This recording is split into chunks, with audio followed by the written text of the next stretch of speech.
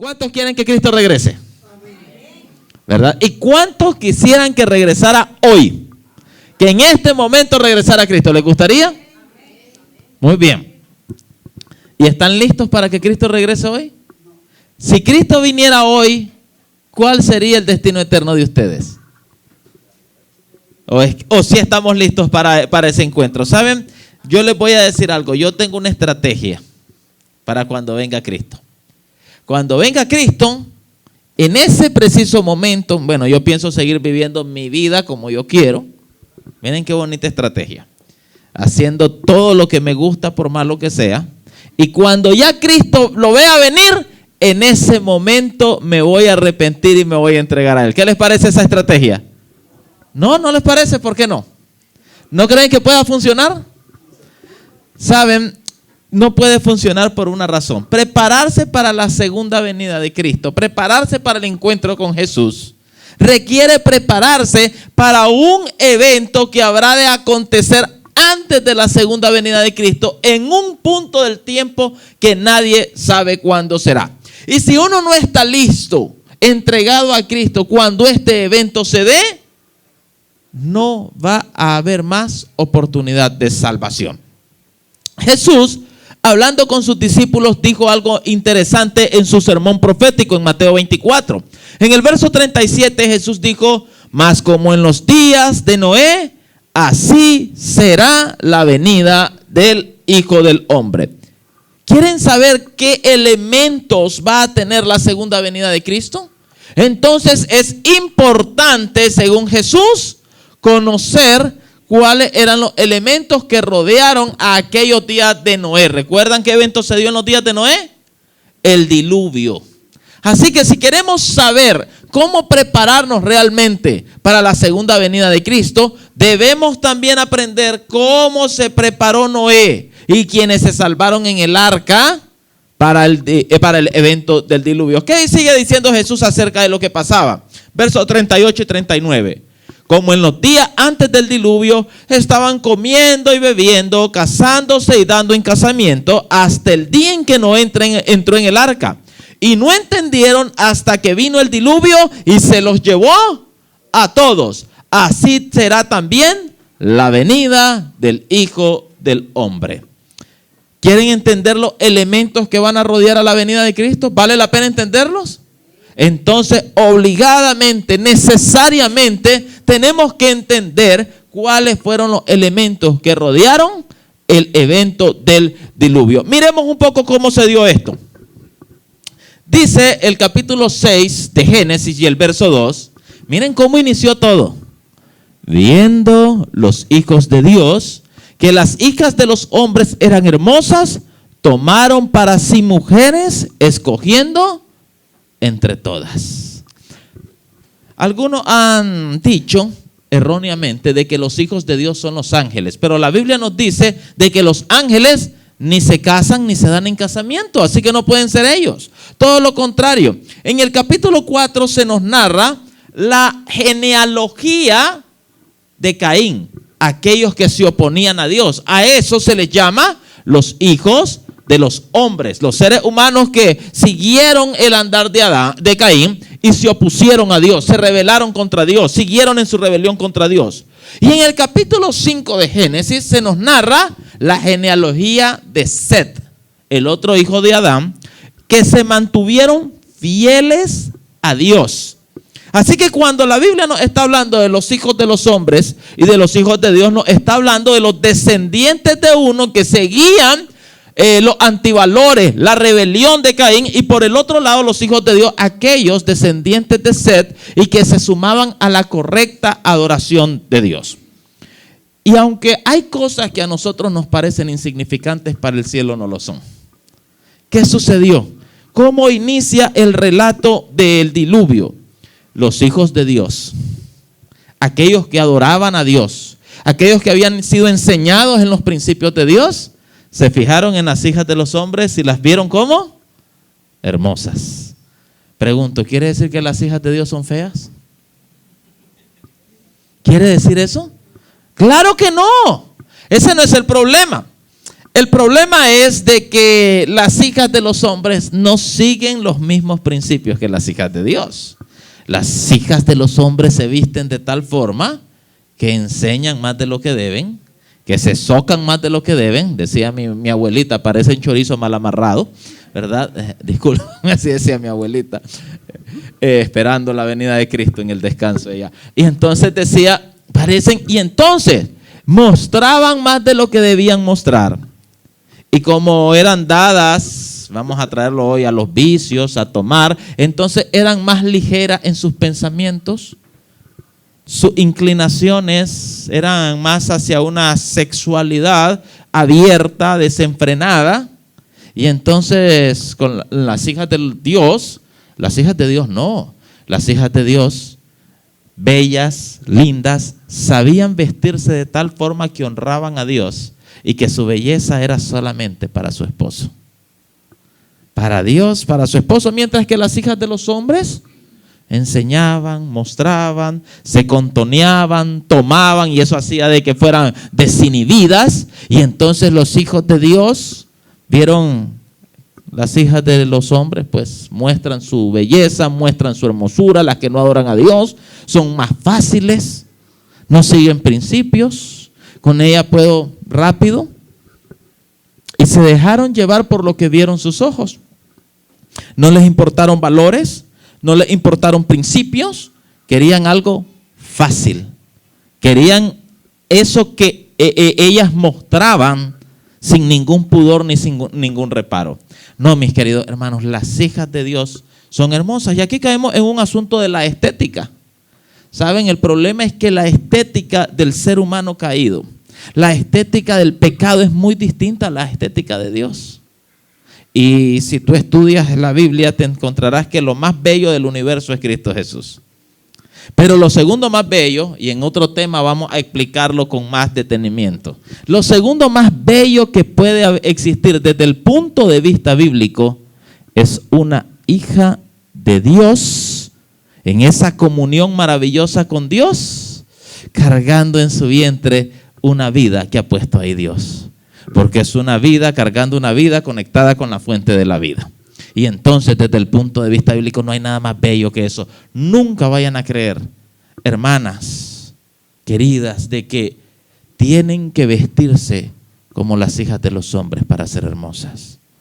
Que tienen que seguir las costumbres de las hijas de los hombres, del pecado para verse bellas. Todo lo contrario, su belleza está para Dios y para su esposo. Entonces, ¿cómo comenzó todo? Viendo los hombres, los hijos de Dios, que las hijas eran hermosas, empezaron a tomar con ellas, empezaron a mezclarse con ellas. Ellas no adoraban a Dios. Ellos al comienzo adoraban a Dios, pero al ser arrastrados por ellas, dejaron de hacerlo. ¿Qué sucedió con todo esto? Segunda a los Corintios 6:14 nos dice claramente: no formen yunta, no os unáis en yugo desigual con los incrédulos. Porque ¿qué tienen en común la justicia y la maldad? ¿O qué comunión pueden tener la luz con la oscuridad? ¿Saben? Este principio bíblico que ha sido tan olvidado en nuestra época por haber sido violentado, trajo como consecuencia el diluvio. Parece tonto, parece algo sin importancia, pero así comienza el relato del diluvio. Y es un principio que traspasa todas las escrituras. No te unas en yugo desigual con los incrédulos. No busques a una mujer fuera del cuerpo de creyentes. No busques a un hombre fuera del cuerpo de creyentes. Todos queremos ser amados, ¿verdad? Todos queremos ser amados. Es lo más natural del mundo. Pero no puedes recibir amor de quien no está conectado con la fuente del amor que es Dios. Solamente Dios puede verter amor real, puro, genuino en nuestros corazones mediante el Espíritu Santo, dice Romanos 5:5. Así que cuando te vas con alguien que está desconectado de Dios, jamás va a poder amarte realmente. Porque solamente en Dios hay amor. Pero este principio para Dios es ofensivo. Miremos lo que dice Malaquías capítulo 2, verso 11. Prevaricó Judá Y en Israel y en Jerusalén se ha cometido, ¿cómo le llama lo que se cometió? Abominación. Porque Judá ha profanado el santuario de Jehová que él amó y se casó ¿con quién? Con hija de Dios extraño. ¿Cómo se llama eso? ¿Cómo le llama a eso Dios? Abominación. Que vayas y te cases con alguien siendo tú creyente que no es parte del pueblo de Dios, que no es creyente, es abominación. Y mira cómo sigue diciendo Dios, verso 12. Jehová cortará de las tiendas de Jacob al hombre que hiciere esto, al que vela y al que responde, y al que ofrece ofrenda a Jehová de los ejércitos. Verso 13. Y esta otra vez haréis cubrir el altar de Jehová de lágrimas, de llanto y de clamor. Así que no miraré más la ofrenda para aceptarla con gusto de vuestra mano. ¿Qué hacemos con el altar de Dios cuando hacemos esto? Lo cubrimos de lágrimas, lo cubrimos de llanto, lo cubrimos de clamor. ¿Y qué dice Dios? No voy a aceptar tu ofrenda. Y saben, esto de no aceptar la ofrenda es algo grave, porque no es simplemente que el dinero que yo le traigo a Dios. La ofrenda, ¿recuerdan lo que estudiamos ayer de los corderos? ¿Recuerdan lo que estudiamos ayer de cómo se obtenía el perdón? A eso se refiere, esas eran las ofrendas que se traían a Dios. Y Dios dice, no te voy a aceptar eso. No te la voy a aceptar mientras haga esto. Y podrán decir, pero si eso es una tontería. Es tan tontería que inició la causa del diluvio. Aprendamos, hermanos, aprendamos, hermanas, a seguir los principios divinos.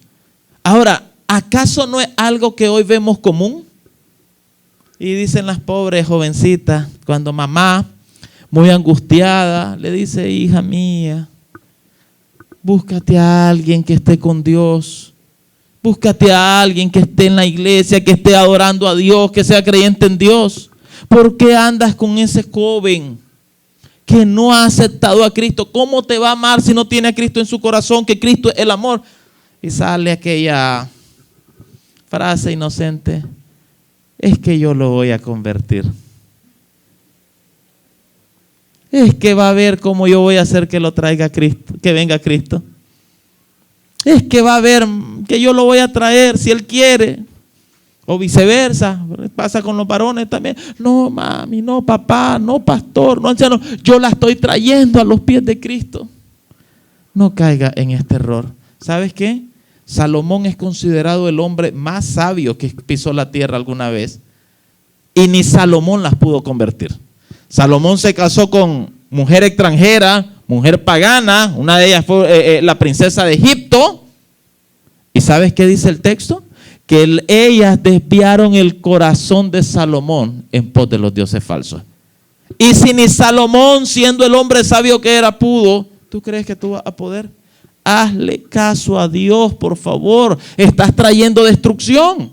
¿Y qué es lo que pasa? En vez de que tú lo traigas a Dios, sucede que ellos te llevan a los dioses falsos.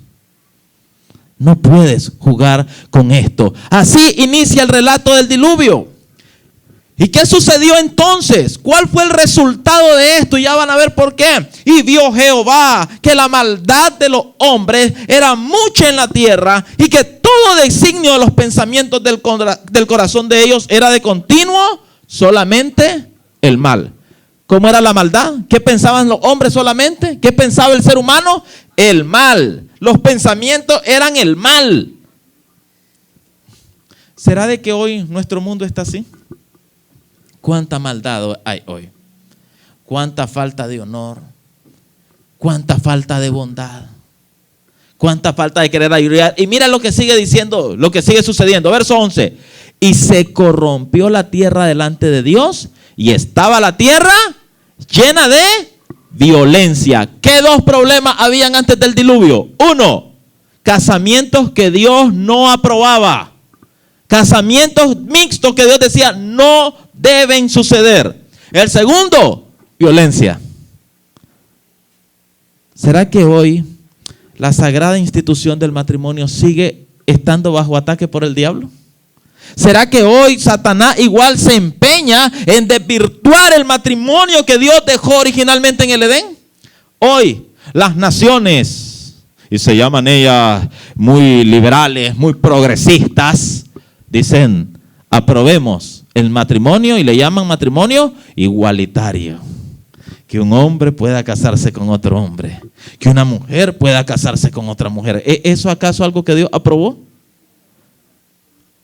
Hoy se nos habla de una sexualidad desenfrenada. Los hombres, mientras más mujeres tengan, más machos, más hombres. Falso. ¿Quieres ser un hombre de verdad? Aprende a hacer feliz y a dignificar a tu esposa. Y solamente a tu esposa. Así es como es un hombre de verdad según la Biblia. Y las mujeres hoy, bajo una falsa liberación de la opresión, dicen, mi cuerpo es mío, yo puedo hacer con él lo que quiera. Y prueba de mi libertad es que me acuesto con uno, me acuesto con otro, me acuesto con este, me acuesto con aquel, porque yo soy libre. Sexualidad desenfrenada, ataque al matrimonio por un lado y por el otro lado, ¿qué hay? Violencia. ¿Será que eso es lo que está viviendo nuestro mundo? Donde sea violencia. Hasta el punto que ya los noticieros ni lo cubren. Guerra allá en Ucrania. Guerra allá en Palestina. Bombardeos sobre la República del Congo. Violencia, los niveles de violencia, de asesinatos violentos en cada lugar van subiendo constantemente. Cada vez es más difícil andar por las calles de las ciudades de este mundo. Y a través de Hollywood, a través de las películas, de las series de televisión, a través de la mal llamada música, ¿qué es lo que se está imprimiendo en el cerebro de la humanidad? ¿Quién es el héroe de las grandes películas de Hollywood? El héroe es aquel que está matando a un montón y él sale sin ningún rasguño. Ese es el héroe. ¿Quién es al que todos aspiran ser? Al galán de la televisión que anda con una y que anda con otra. Ese es el ídolo a ser. La música o mal llamada música que se escucha hoy, ¿de qué habla? Violencia y sexualidad desenfrenada. Antes, todavía hace 20 años, tenían mucho cuidado de no pronunciar ciertas palabras. Ahora lo hacen sin ningún reparo. Pornografía auditiva. Instan a la violencia. Instan a la droga abiertamente. Definitivamente estamos llenos de sexualidad desenfrenada y violencia. Y estas dos cosas siempre van de la mano. ¿Y saben dónde se originó? ¿Dónde estas dos cosas se fusionaron? En los hijos de los hombres. Por eso Dios dice, no vayas a las hijas de ellas. ¿Quieren verlo? La descendencia de Caín. Hubo un hombre llamado Lamec. Y este fue el primer bígamo de la historia. Tomó 2 esposas. Y Lamec tomó para sí, dice Génesis 4:19, 2 mujeres. El nombre de la una fue Ada y el nombre de la otra, Sila. Y empieza a desvirtuarse el matrimonio. Y mira cómo en este hombre se fusionan todas esas cosas que nos dice Génesis 6 que fueron el preludio del diluvio. De sexualidad desenfrenado, ataque al matrimonio y violencia. Verso 23, y dijo Lamec a sus mujeres, Ada y Sila, oíd mi voz, mujeres de Lamec, escuchad mi dicho, que un varón mataré por mi herida, y un joven por mi golpe. Podemos ver cómo estas dos cosas, la sexualidad desenfrenada, el ataque al matrimonio como Dios lo puso, y la violencia, van de la mano. Tú bajas las normas morales, tú destruyes el matrimonio y el resultado es violencia. ¿Sabes por qué? Porque en el Edén Dios puso 2 instituciones. Una de ellas rige nuestras relaciones horizontales, es decir, nuestras relaciones con todos los otros seres humanos. Ese es el matrimonio. El otro rige nuestras relaciones verticales, nuestra relación con el cielo. Ese es el sábado. Así que cuando atacas la relación que rige nuestras relaciones horizontales, nuestras relaciones interpersonales, destruyes la base de la correcta relación que deben haber entre los seres humanos, y el resultado es una pésima relación entre los seres humanos. El resultado es violencia. Así que este mundo, antes del diluvio, se había llenado de sexualidad desenfrenada, de ataques al matrimonio, de matrimonio hecho no conforme a lo que Dios ha establecido, y por el otro lado de violencia. Pregunto, ¿nuestro mundo está así actualmente? ¿Hay una sexualidad desenfrenada? ¿Hay un ataque abierto, descarado de parte de la rebelde humanidad contra el matrimonio como Dios lo instituyó? Y por el otro lado, ¿nuestro mundo está lleno de violencia? ¿Podemos decir que estamos como en los días de Noé? ¿Qué sigue sucediendo? Vamos a regresar al relato de Noé. ¿Cuál fue la sentencia de Dios? Dijo Jehová: no contenderá mi espíritu con el hombre para siempre, porque ciertamente él es carne, mas serán sus días 120 años. ¿Qué estaba diciendo Dios? Mi espíritu no va a luchar con el hombre para siempre. Hay un límite. ¿Cuál es la lucha que el Espíritu de Dios hace con el ser humano? ¿Alguna vez el Espíritu Santo ha luchado contigo?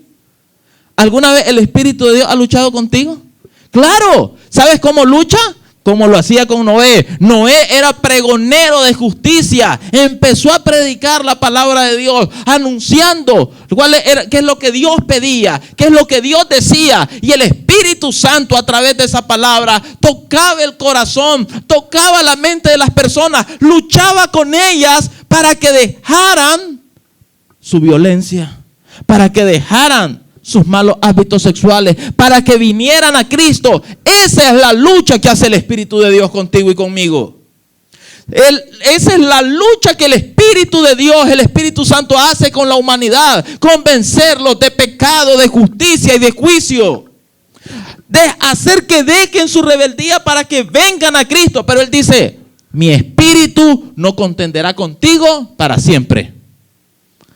Hay un tiempo en el cual el Espíritu Santo estará luchando contigo.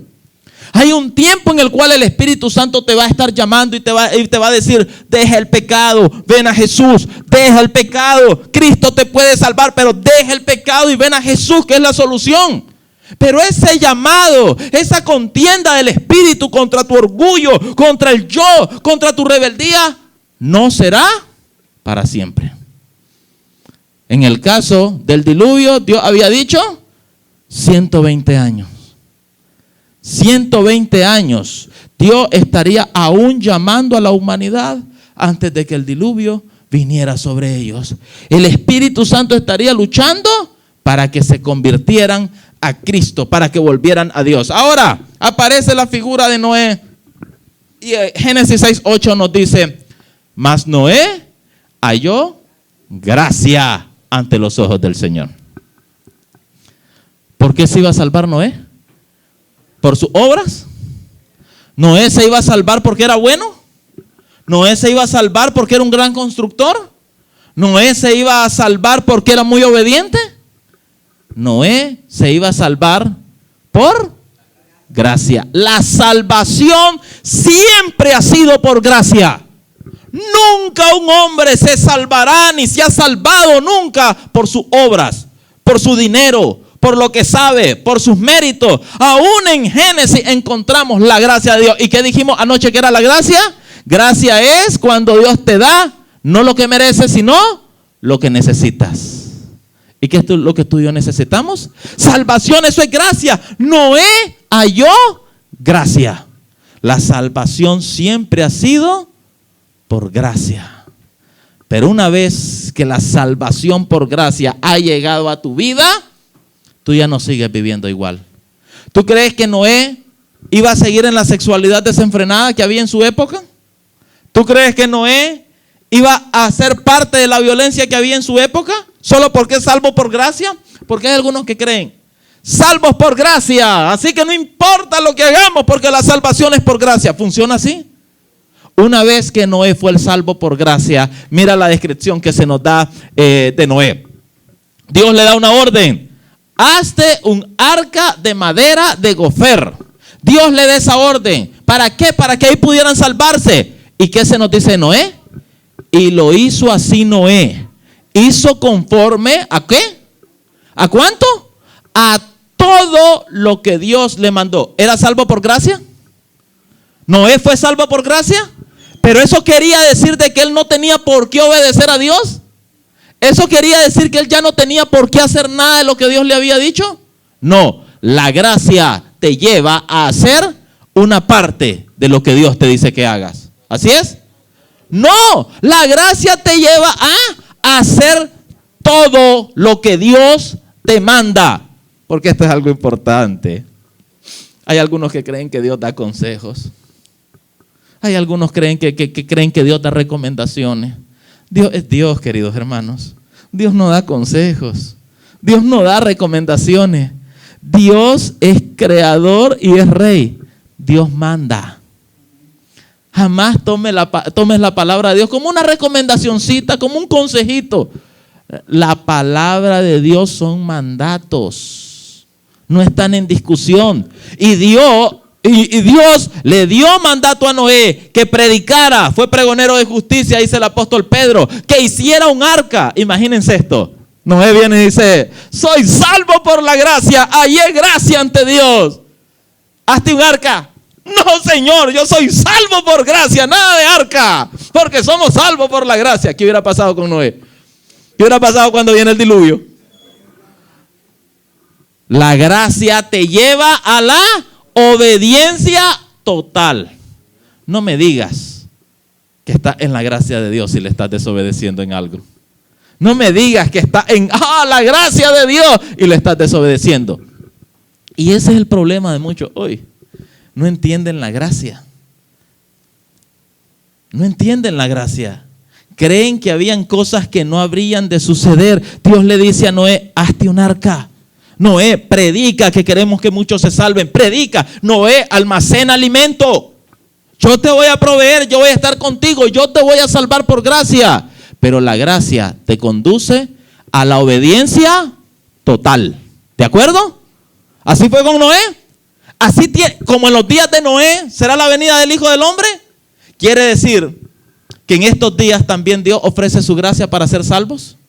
Quiere decir también que hay un tiempo determinado durante el cual el Espíritu Santo te llama a aceptar esa gracia, que no va a ser para siempre, que va a llegar un momento en el que ya no te va a llamar, ya no le va a hacer más llamado a la humanidad. Pero una vez que esa gracia te llega, ¿qué debes hacer? Obedecer en todo lo que Dios te manda. Así debe ser, como en los días de Noé. Los salvos en los días de Noé fueron los que recibieron la gracia de Dios. Y por haber recibido esa gracia de Dios, obedecieron en todo. Los salvos para la segunda venida del Hijo del Hombre serán aquellos que reciben esa salvación por gracia y los lleva a obedecer a Dios en todo lo que manda. Ahora, ¿qué sucedió? En aquella época nunca había llovido. La Biblia nos narra que un vapor subía, rodeaba la tierra y así se regaba. Nunca había llovido. No se sabía lo que era eso. Y entonces viene Noé, a quien Dios le dice: Noé, predica que viene un diluvio y que tienen que prepararse, que tienen que entrar en el arca para salvarse. Y viene Noé: viene un diluvio, va a llover y se van a ahogar todos. ¿Y qué creen que pasó? Todo el mundo se burló de Noé. Parecía que lo que Noé estaba diciendo era una locura. Y a Noé se volvió loco. Bebió demasiado. ¿Qué habrá fumado? Sí, ya Noé, pues traigan un médico, un neurólogo que lo revise, una tomografía. Lo mismo ha pasado ahí. Cristo viene pronto. Sí, está tan loco esto. Toda la vida las cosas siguen así. Como en los días de Noé, así también será en estos días, en que habrá de venir el Hijo del Hombre. ¿Qué sucedió? Miren qué interesante. Génesis capítulo 7, versos 14 al 16 nos dice: y todos los animales silvestres según sus especies, y todos los animales domesticados según sus especies, y todo reptil que se arrastra sobre la tierra según su especie, y toda ave según su especie, y todo pájaro de toda especie, vinieron pues con Noé al arca de 2 en 2, de toda carne en que había espíritu de vida, y los que vinieron macho y hembra de toda carne vinieron como le había mandado Dios. ¿Saben? En Hollywood, ustedes ven las películas. ¿Saben qué? Mi recomendación: no miren esa cochinada.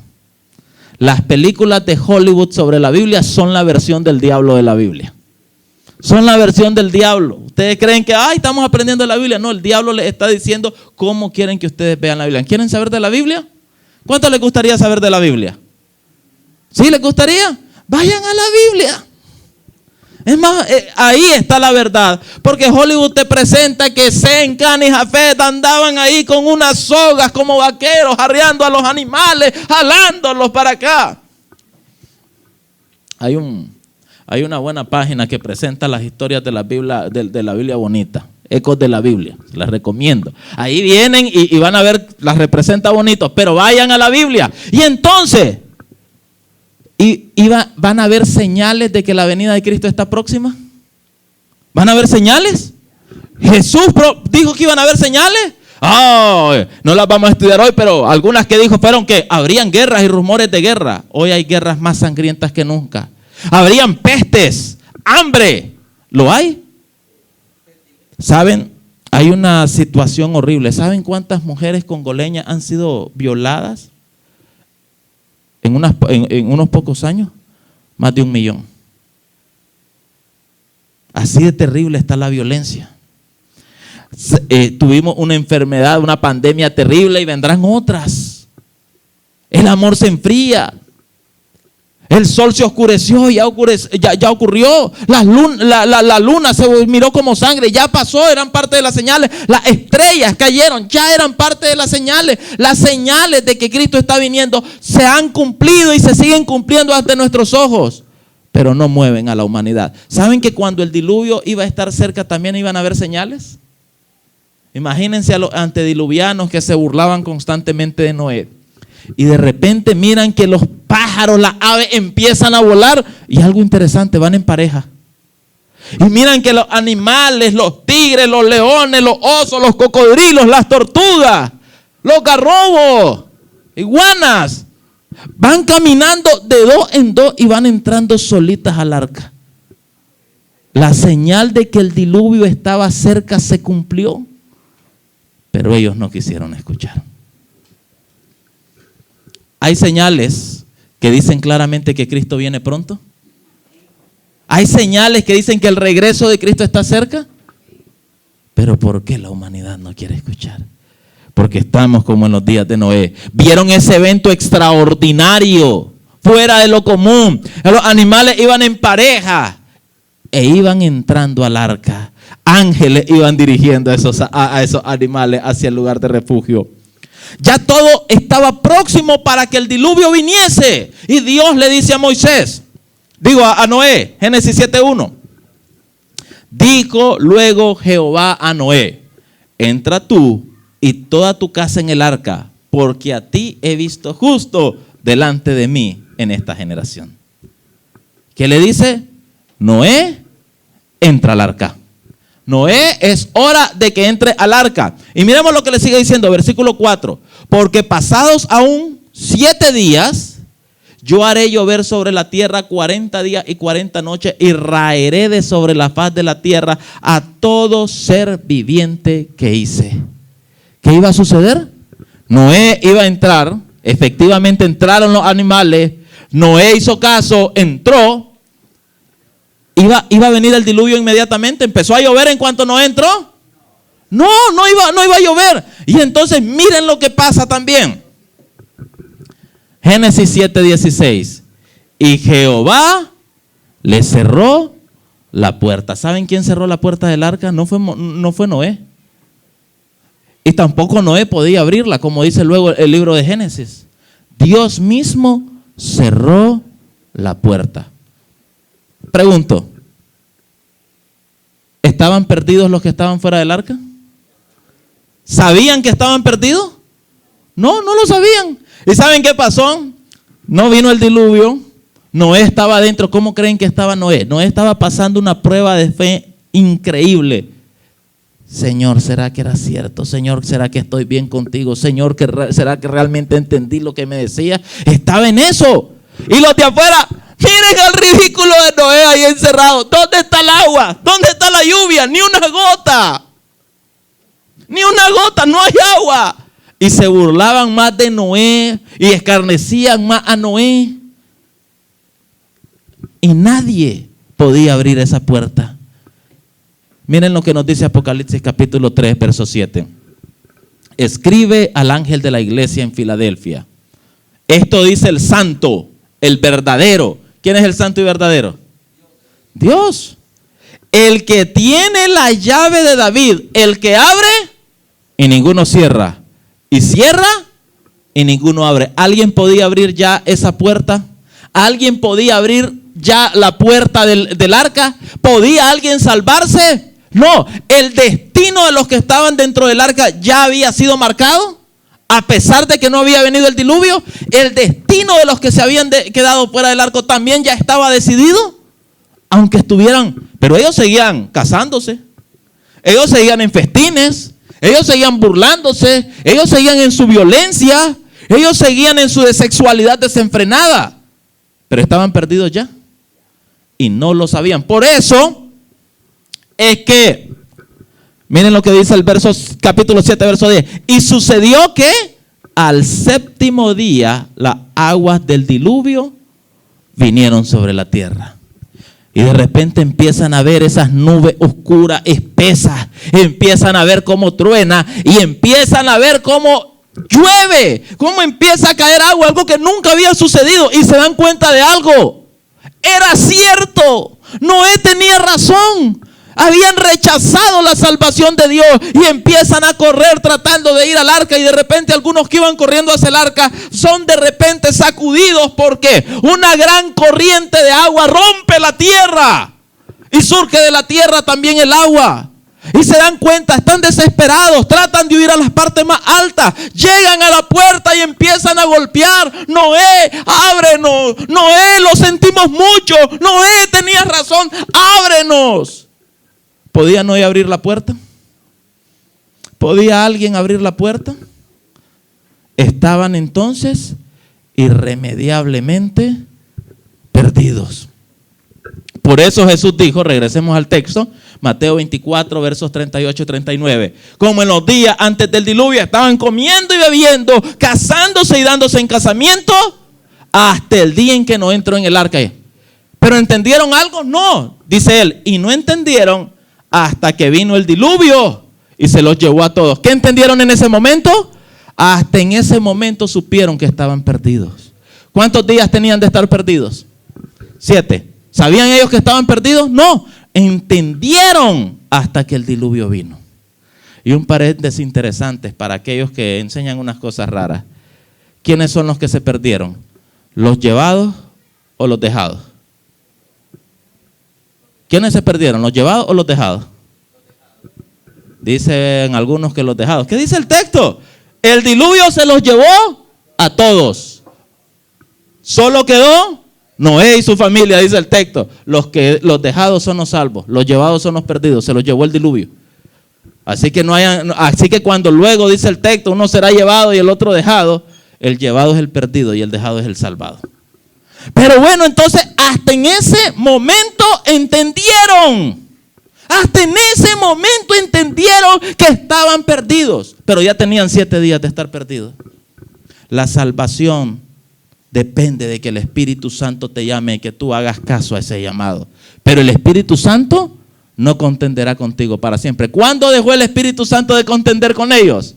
El día en que Noé entró en el arca y se cerró la puerta. Ya no había más oportunidad de salvación. La gracia que Noé había aceptado, esa puerta de gracia se había cerrado ya para siempre. Qué angustia deben haber sentido en ese momento. Y dice Jesús, como en los días de Noé. Hoy el Espíritu Santo te está llamando. Hoy el Espíritu Santo está contendiendo contigo, está contendiendo con tu orgullo, está contendiendo con tu miedo, está contendiendo, está luchando para que dejes todo lo que debes de dejar, aceptes la gracia de Cristo y puedas ser salvo. Pero llegará un momento, no sabemos cuándo, igual que los antediluvianos no lo sabían, en que el Espíritu Santo dejará de rogar, en que la puerta del arca de salvación, la puerta de la gracia será cerrada y nunca más podrá entrar. Por eso no se puede postergar esto. ¿Cuándo será? No lo sabemos. Por eso no podemos seguir diciéndolo. Y es ahí donde se cumplen las palabras de Apocalipsis capítulo 22 y verso 11. El que es injusto, sea injusto todavía. Y el que es inmundo, sea inmundo todavía. Y el que es justo, practique la justicia todavía.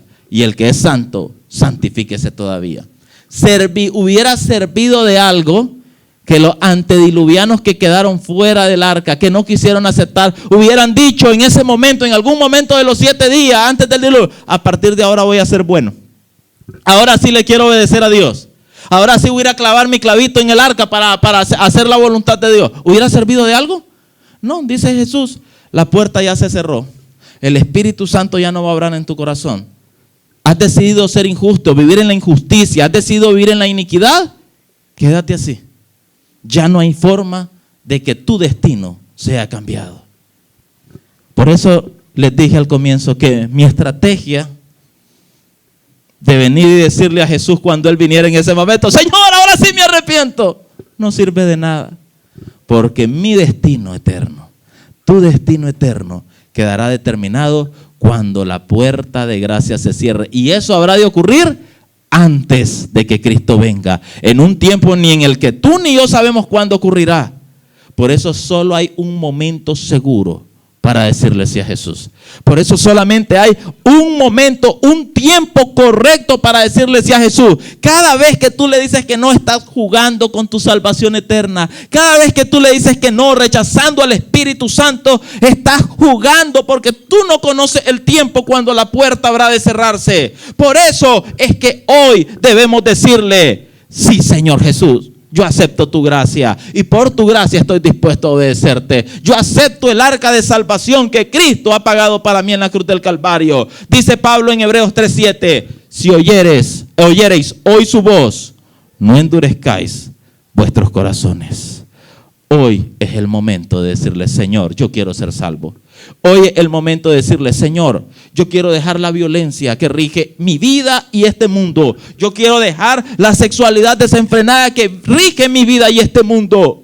Yo quiero dejar todo lo que te ofende hoy. Hoy dejo que el Espíritu Santo, que ha estado luchando conmigo, hoy le dejo ganar. Hoy dejo que Él gane. Hoy yo me entrego a ti, porque hoy yo quiero estar listo para el encuentro contigo cuando venga en gloria. Pero es hoy.